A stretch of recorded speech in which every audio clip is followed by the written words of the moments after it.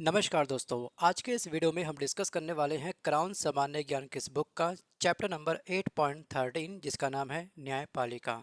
जानेंगे कि हमारा जो न्यायपालिका है ये क्या है और आखिरकार हमारे भारत के अंदर, भारत के संविधान के अंदर न्यायपालिका की आवश्यकता क्यों पड़ी। जानेंगे उन मोस्ट टाइम पे फैक्ट को जिनकी आपकी आगामी परीक्षाओं में बनने की संभावना बहुत अधिक है। जितने भी हमारे सीरीज एस्पिरेंट ओल्ड स्टूडेंट जो लगातार इस सीरीज को फॉलो कर रहे हैं, जल्दी से ओपन करिए चैप्टर नंबर 8.13। तो चलिए स्टार्ट करते हैं आज का अपना ये वीडियो बिना वक्त गवाए। न्यायपालिका दोस्तों, किसी भी जनतंत्र के अंदर या फिर हम कह सकते हैं कि किसी भी देश में तीन प्रमुख अंग पाए जाते हैं जनतंत्र के। वो होते हैं क्या? एक होती है कार्यपालिका, एक होती है व्यवस्थापिका और एक होती है न्यायपालिका। इन्हीं के आधार पर कोई भी देश अपने देश का संचालन सुचारू रूप से कर सकता है। अगर एक भी पिलर डगमगाया, इन तीनों अंगों में से कोई भी एक अंग डगमगाया तो वो देश क्या होता है? कोलैप्स हो सकता है। मतलब कि वो देश तबाह हो सकता है, चकनाचूर हो सकता है। जैसे कि काफ़ी सारे हमारे पड़ोसी देश अभी हाल ही में क्या हुए थे? चकनाचूर हो गए थे। पूरी जनसत्ता वहाँ पे क्या हो चुकी थी? बिल्कुल तिलमिला चुकी थी। दोस्तों, न्यायपालिका हम ये कह सकते हैं कुछ नियम और कायदे कानून जो संविधान में दिए गए हैं, अगर कोई व्यक्ति उनको फॉलो नहीं करता है तो उनके ऊपर जो एक्शन लिया जाता है वो लिया जाता है न्यायपालिका के द्वारा। राइट। न्यायपालिका संघ का एक महत्वपूर्ण अंग है और भारतीय संविधान में एकीकृत न्याय व्यवस्था स्थापित की गई है। ध्यान रखिए इस चीज़ का कि एकीकृत न्याय व्यवस्था यहाँ पर क्या गई है? स्थापित की गई है। अब दोस्तों ये क्या होता है? भारत के एकीकृत न्यायपालिका से दोस्तों आशय यहाँ पर यह है कि जो आपका क्या होगा? सर्वोच्च न्यायालय, इसका जो डिसीजन होगा वही क्या होगा? फाइनल होगा। इसके हिरारिकल जो स्ट्रक्चर है उसको आप समझने का प्रयास करिएगा। सर्वोच्च न्यायालय का डिसीजन क्या होगा? फाइनल होगा। बट इसका अर्थ ये नहीं कि आप छोटे मोटे केस के लिए सीधे सर्वोच्च न्यायालय पहुंच जाते हो, ये तो पॉसिबल नहीं होता। आप क्या करते हो? सबसे पहले बेसिक जो आपका वो कोई भी अगर आपका कोई मुकदमा वगैरह होता है, कोई भी आपके मतलब करके कुछ केस वगैरह होते हैं, आप सबसे पहले जो लोअर केस में होता है वो होता है क्या? न्याय पंचायत। उसके ऊपर आपका आता है प्रत्येक जिले में एक आपका क्या होगा? कोर्ट होगा, जिसे हम बोलते हैं क्या? मुंसिफ। उसके बाद जिसको हम बोल सकते हैं शायद जिला सत्र बोल सकते हैं या फिर जिला न्यायालय बोल सकते हैं उसको। उसके ऊपर आपका आता है उच्च न्यायालय, फिर उसके बाद ऊपर आएगा आपका सर्वोच्च न्यायालय। तो ये सही क्रम को ध्यान रखना है कि भारत की एकीकृत न्यायपालिका है और उसका सुप्रीम पावर किसके पास में है? सुप्रीम पावर होती है आपके सर्वोच्च न्यायालय के पास। इसके अंडर में आपका आता है उच्च न्यायालय। क्या आता है? उच्च न्यायालय। यहाँ तक कहानी क्लियर है? ठीक है, आई होप सब मेरी बात को समझ पाए होंगे। टॉप पे सर्वोच्च न्यायालय, फिर उच्च न्यायालय, फिर जिला एवं सत्र न्यायालय, फिर आपका आता है न्याय पंचायत। ठीक है।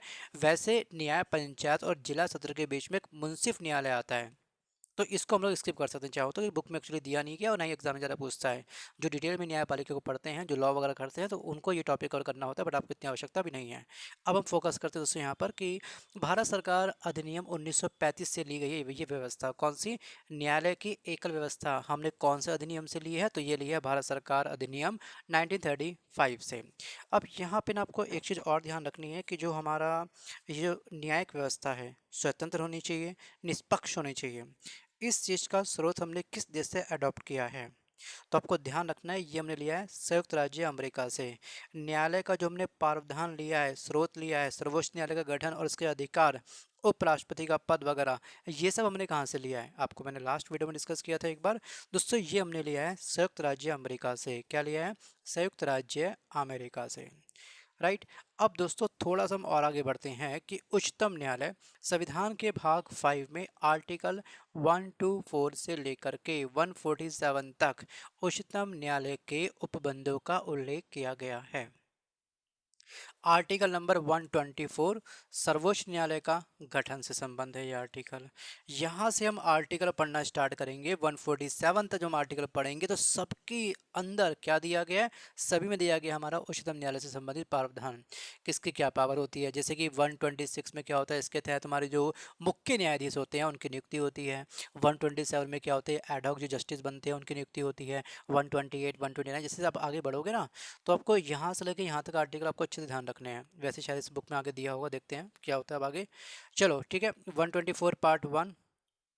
तो यहाँ पे आपको ध्यान रखना है कि इसके अनुसार प्रारंभ में उच्चतम न्यायालय में एक मुख्य न्यायाधीश एवं 7 अन्य न्यायाधीश थे, परंतु इसी अनुच्छेद में संसद को न्यायाधीशों की संख्या बढ़ाने की शक्ति प्रदान की गई।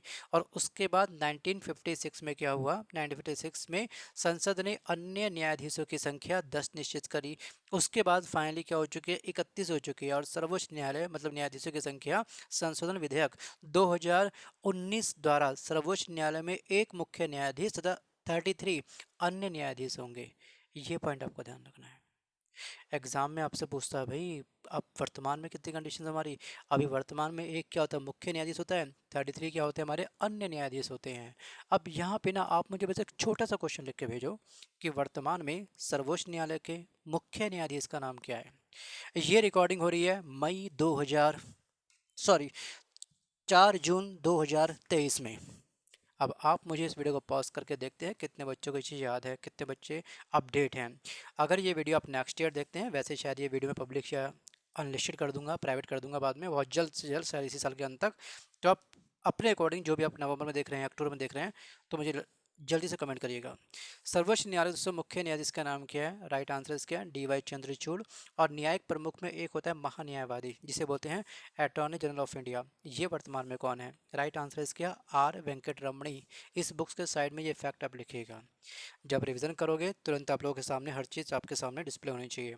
बुक्स के साइड में लिखिएगा। एक होता है solicitor general of India, right answer इसका तुषार मेहता। ठीक है, एक होते हैं हमारे राष्ट्रीय हरित न्यायाधिकरण, जो एनजीटी वगैरह होती है ना, ये एनजीटी करता क्या है, जो पर्यावरण को हानि पहुंचाएगा उसके खिलाफ एक्शन लेगा, इसके लिए एनजीटी बनाई गई थी। तो इसके अध्यक्ष कौन है, आदर्श कुमार गोयल। आदर्श कुमार गोयल लिख लीजिएगा।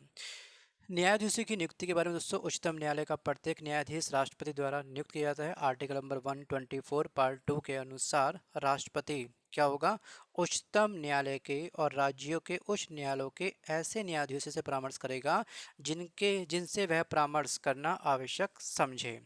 बात करते हैं नियुक्ति हेतु रहता है आर्टिकल नंबर 124 थर्ड, इसके अनुसार कोई भी व्यक्ति उच्चतम न्यायालय के न्यायाधीशों की नियुक्ति के लिए तभी अर्हित होगा जब वह क्या होगा, भारत का नागरिक होगा, किसी उच्च न्यायालय का कम से कम 5 वर्ष तक न्यायाधीश रहा होगा, ये इसका क्राइटेरिया है, और कम से कम 10 वर्ष तक किसी उच्च न्यायालय की अधिवक्ता रहा होगा, और राष्ट्रपति की राय पर क्या होगा, उसको क्या होगा, नियुक्ति प्रदान होगी। ये यहाँ पे क्राइटेरिया होना चाहिए। उच्चतम न्यायालय पे एक्सपीरियंस 5 ईयर, कम से कम 5 ईयर। ठीक है, किसी उच्च न्यायालय का अधिवक्ता कम से कम 10 वर्ष तक का होना चाहिए। अब बात करते हैं कि इसको शपथ कौन दिलाता है। पद ग्रहण करने से पूर्व प्रत्येक न्यायाधीश को राष्ट्रपति या उसके द्वारा नियुक्त किसी व्यक्ति के समक्ष अपने पद की शपथ लेनी होती है। तो ये आपको ध्यान रखना है। ठीक है, ओथ वगैरह कहाँ पे आते हैं, ओथ वगैरह आपके आते हैं यहाँ पर, ये सब प्रोसेस है इसका ओथ का। अब बढ़ते हैं थोड़ा सा और आगे। न्यायाधीशों के पदावधि, उच्चतम न्यायालय का न्यायाधीश 65 वर्ष की आयु तक अपने पद पर बना रहता है। न्यायाधीशों को हटाना, आर्टिकल नंबर 124 पार्ट 4 के अनुसार उच्चतम न्यायालय के किसी न्यायाधीश को उसके पद से तब तक नहीं हटाया जाएगा जब तक साबित कदाचार या असमर्थता के आधार पर ऐसे हटाए जाने हेतु संसद के प्रत्येक सदन द्वारा अपनी कुल सदस्य संख्या के बहुमत द्वारा तथा उपस्थित और मत देने वाले सदस्यों ने कम से कम 2/3 बहुमत द्वारा समर्थित समावेदन राष्ट्रपति के समक्ष उसी सत्र में रखे जाने पर राष्ट्रपति ने आदेश नहीं दे दिया हो। इसको आप मत पढ़िए, ज़्यादा इतना इंपॉर्टेंट नहीं है। अब सिंपल इसको देखिएगा। उच्चतम न्यायालय के मुख्य न्यायाधीश उच्चतम न्यायालय के मुख्य न्यायाधीश बी रामास्वामी के विरुद्ध कदाचार के आधार पर 1991 में लोकसभा में पद से हटाए जाने की प्रक्रिया शुरू हुई थी, लेकिन मतदान में प्रस्ताव पारित नहीं हो सका। अच्छा, यहाँ पे आपको एक चीज़ और क्लियर करनी है, इस बुक में शायद वो नहीं दिया गया है कि भारत के जो उच्चतम न्यायालय में न्यायाधीश नियुक्त होने वाली प्रथम महिला कौन है। ये आप लिखिए साइड में जल्दी से बुक्स में। राइट आंसर इज क्या, फातिमा बीबी, जस्टिस फातिमा बीबी। और सेकंड कौन थी, सेकंड थी आपकी जस्टिस सुजाता मनोहर। थर्ड कौन थी, रूमा पाल। फोर्थ कौन थी, ज्ञान सुधा मिश्रा। फिफ्थ कौन सी थी, रंजना प्रकाश देसाई। एंड उसके बाद जो बनी थी वो आई थिंक बनी थी आपकी इंदु मल्होत्रा। ये आप लिखिए फटाफट से बुक के साइड में, क्योंकि एग्जाम में पूछता है कि निम्न में से कौन सी पर्सनैलिटी, कौन सी महिला, ठीक है, उच्चतम न्यायालय की मुख्य न्यायाधीश नहीं थी। अब नहीं थी आप तभी चूज कर पाओगे जब आपको अच्छे से याद होगा, है ना। घोषित है। तो ये आप ध्यान रखिएगा कि ये पांचों नाम लिख लीजिए अच्छे से। अब बात करते हैं वेतन एवं भत्ते।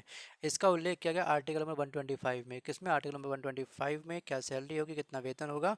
तो वर्तमान में मुख्य न्यायाधीश का वेतन 2.8 लाख रुपए प्रति माह एवं अन्य न्यायाधीशों का वेतन 2.5 लाख रुपीज़ होता है। दोस्तों मैंने आपको ये बताया था कि एक ऐसा पद है हमारे भारत का जिसमें कोई भी आपको टैक्स पे नहीं करना पड़ता। वो व्यक्ति टैक्स पे नहीं करता बिल्कुल भी। ठीक है, वो कौन सा पद है? और ध्यान रखिएगा कि चाहे जितनी हमारी वित्तीय क्राइसिस क्यों ना आ जाए, हमारे उसमें वित्तीय आपातकाल ही भले क्यों ना लग जाए इसके अंदर, वैसे आज तक नहीं लगाएगा, ऐसी स्थिति में भी उसकी सैलरी बिल्कुल रुक नहीं सकती। वो व्यक्ति कौन है? लास्ट टू लास्ट वीडियो में डिस्कस किया था। थोड़ी सी राय आप देखिएगा, देखते हैं कि अटेंशन कितना आपका इस वीडियो के प्रति है, चल जाएगा पता। जो सीरीज़ फॉलो कर रहे हैं तो लगातार हर एक वीडियो को फॉलो कर रहे हैं, प्लेलिस्ट को फॉलो कर रहे हैं, उनको तो चीज़ याद होगी। अब बात करते हैं कार्यकारी मुख्य न्यायाधीश आर्टिकल नंबर 126। तो कार्यकारी इसके क्या क्या कार्य हैं वो आप पढ़ लीजिएगा अच्छे से। और इसके बाद हम मूव करते हैं सीधे यहाँ पर कि उच्चतम न्यायालय का स्थान आर्टिकल नंबर 130। उच्चतम न्यायालय का स्थान दिल्ली है, लेकिन मुख्य न्यायाधीश राष्ट्रपति की पूर्व अनुमति के बाद उच्चतम न्यायालय का स्थान कहीं और नियुक्त भी कर सकता है। यहाँ पे उच्चतम न्यायालय की शक्तियाँ और क्षेत्र अधिकार। पहला आपका है मूल या आरंभिक क्षेत्र अधिकार। इसका वर्णन आर्टिकल नंबर 131 में किया गया। और मूल अधिकार का अभिप्राय उन अभियोगों से है जिन्हें सीधे ही उच्चतम न्यायालय में आरंभ किया जा सकता है। इसमें निम्नलिखित अभियोग आते हैं, जैसे एक और भारत सरकार तथा दूसरी ओर एक या एक से अधिक राज्य। बस ये आपको पढ़ना है। बाकी आप करेंगे सीधे हाईलाइट इस पॉइंट को देखिए, एक एक पॉइंट को पढ़ना इम्पॉर्टेंट नहीं है। संवैधानिक मामले कहाँ दिए जाते हैं? आर्टिकल नंबर 132 पर। अगर आपको संवैधानिक मामलों को पढ़ना है तो आप आर्टिकल नंबर 132 पढ़ेंगे। अच्छा, दीवानी या सिविल मामले कहाँ मिलेंगे? 133 पर। फौजदारी या दांडिक मामले आर्टिकल नंबर 134 पर। परामर्शी क्षेत्र अधिकार ये आपको मिलेगा आर्टिकल नंबर 143 पर। ठीक है, अब थोड़ा सा और आगे बढ़ते हैं। मौलिक अधिकारों का संरक्षक। उच्चतम न्यायालय न्यायाधीशों के मौलिक अधिकारों का संरक्षक है और आर्टिकल नंबर 32 के अंतर्गत उच्चतम न्यायालय नागरिकों के मौलिक अधिकारों की रक्षा हेतु बंदी, प्रत्यक्षीकरण, परमादेश, प्रतिषेध, अधिकार प्रच्छा तथा उत्प्रेषण के लेख या रिट जारी कर सकता है। देखिए रेट कितने प्रकार के होते हैं? रेट हमारे 5 प्रकार के होते हैं। आपातकाल कितने प्रकार के होते हैं? 3 प्रकार के होते हैं। ठीक है। अब वीटो पावर कितने प्रकार की होती है? 3 प्रकार की होती है। ये आपको थोड़ी बातें ध्यान रखनी है। रिट से आप लोग कुछ बच्चे क्या करते हैं, रिट को क्लैश कर जाते हैं इन सब नंबर से, अदर नंबर से। तो रिट कितने 5 प्रकार के आपके रेट होते हैं, जिसका संबंध किससे है? सीधे आपके न्यायपालिका से है इन सब का संबंध। नेक्स्ट पॉइंट देखते हैं, उच्च न्यायालय। संविधान के आर्टिकल नंबर 214 के अनुसार प्रत्येक राज्य के लिए एक उच्च न्यायालय की व्यवस्था की गई है। एग्जाम में आपसे पूछता है कि संविधान का वह कौन सा आर्टिकल इसके अनुसार प्रत्येक राज्य के लिए एक उच्च न्यायालय की व्यवस्था की गई है? Article number 214। Article number 214। Bharat के उच्च न्यायालय का नाम कैलकटा। स्थापना कब हुई थी इसकी? 1862 में। अधिकार क्षेत्र पश्चिम बंगाल, अंडमान निकोबार द्वीप समूह। प्रमुख पीठ कैलकटा। खंडपीठ जलपाईगुड़ी सर्किट बेंच। फोर्थ आपका दोस्तों है इलाहाबाद। इलाहाबाद उच्च न्यायालय की स्थापना कब हुई थी? 1866 में हुई थी, उत्तर प्रदेश में। एंड इसका प्रमुख पीठ क्या है? प्रयागराज है। और खंडपीठ क्या है इसकी? लखनऊ। केवल आपको स्थापना ध्यान रखनी है और अधिकार क्षेत्र ध्यान रखने हैं, बस इतना पढ़िएगा। और मध्य प्रदेश 1956, मध्य प्रदेश जबलपुर और ग्वालियर इंदौर। पंजाब और हरियाणा का एक ही है, ध्यान रखिएगा। और इसकी स्थापना हुई थी 1966 में। पंजाब हरियाणा चंडीगढ़ को कवर करता है, इन सब के केस यहीं पे देखे जाते हैं। उसके बाद उड़ीसा। उड़ीसा की स्थापना हुई थी 1948 में। उड़ीसा उच्च न्यायालय की स्थापना 1948 में हुई थी। उड़ीसा ये एरिया को कवर करेगा और कटक इसका क्या है? स्थान है। इसके बाद आप हिमाचल प्रदेश को देख लीजिएगा। और बात करते हैं आर्टिकल नंबर 216। आर्टिकल नंबर 216 के अनुसार प्रत्येक उच्च न्यायालय में एक मुख्य न्यायाधीश और ऐसे अन्य न्यायाधीश होते हैं जिनको राष्ट्रपति आवश्यकता अनुसार नियुक्त करता है। आर्टिकल नंबर 224 में यह प्रावधान है कि नियमित न्यायाधीशों के अतिरिक्त कुछ अन्य न्यायाधीश भी 2 वर्ष की अवधि के लिए नियुक्त किए जा सकते हैं। न्यायाधीशों की नियुक्ति आर्टिकल नंबर 214 के अनुसार उच्च न्यायालय के मुख्य न्यायाधीश की नियुक्ति करते समय राष्ट्रपति उच्चतम न्यायालय के मुख्य न्यायाधीश तथा संबंधित राज्य के राज्यपाल से परामर्श लेता है। अब बात करते हैं कार्यवाहक मुख्य न्यायाधीश। आर्टिकल नंबर 223 के अनुसार यदि उच्च न्यायालय के मुख्य न्यायाधीश का स्थान किसी कारणवश अस्थायी रूप से रिक्त हो जाता है तो राष्ट्रपति उच्च न्यायालय के किसी भी न्यायाधीश को कार्यवाहक मुख्य न्यायाधीश नियुक्त कर सकता है। न्यायाधीशों की योग्यताएं आर्टिकल नंबर 214 पार्ट 2 के अनुसार उच्च न्यायालय के न्यायाधीशों के लिए निम्नलिखित योग्यता होनी चाहिए। ये आप पढ़िए अच्छे से और इसको करिए हाईलाइट। देखिए जो पॉइंट आपको हाईलाइट करके दिए गए हैं केवल उनको अपने बुक में करना है हाईलाइट, बस इसके अलावा कुछ नहीं करना है। अब बात करते हैं न्यायाधीशों की पदावधि क्या होती है, इनका जो कार्यकाल होता है वो क्या होता है, उसका उल्लेख कहाँ पे किया गया है। देखो यहाँ पे उच्च न्यायालय के सभी न्यायाधीश 62 वर्ष तक अपने पद पर आसीन रह सकते हैं। इसका उल्लेख किया गया आर्टिकल नंबर 217 पार्ट 1 पर। 114वें संविधान संशोधन विधेयक 2010 में उच्च न्यायालय के न्यायाधीशों के अवकाश ग्रहण करने की अधिकतम उम्र सीमा 62 वर्ष से बढ़कर के 65 वर्ष करने का प्रस्ताव दिया गया। अब बात करते हैं शपथ ग्रहण। आर्टिकल नंबर 219 के अनुसार पद ग्रहण करने से पहले प्रत्येक न्यायाधीश को राज्य के राज्यपाल या उसके द्वारा नियुक्त किए गए अधिकारी के समक्ष अपने पद और गोपनीयता की शपथ लेनी पड़ती है। अब बात करते हैं हस्तांतरण। आर्टिकल नंबर 222 के अनुसार राष्ट्रपति उच्चतम न्यायालय के मुख्य न्यायाधीश से परामर्श करने के पश्चात किसी न्यायाधीश को एक उच्च न्यायालय से दूसरे उच्च न्यायालय में स्थानांतरित कर सकता है। अब देखते हैं प्रारंभिक क्षेत्र अधिकार। आर्टिकल नंबर 226 के अनुसार मौलिक अधिकारों से संबंधित कोई भी अभियोग सीधे उच्च न्यायालय में लाया जा सकता है। ये अधिकार कहाँ मिलता है आपको, आर्टिकल नंबर 226 में। इसके बाद सीधे आप मूव कर जाएंगे, यहाँ पे आ जाएंगे, नीचे वाला पॉइंट पढ़ेंगे अच्छे से एक बार कि भारत के नियंत्रक एवं महालेखा परीक्षक।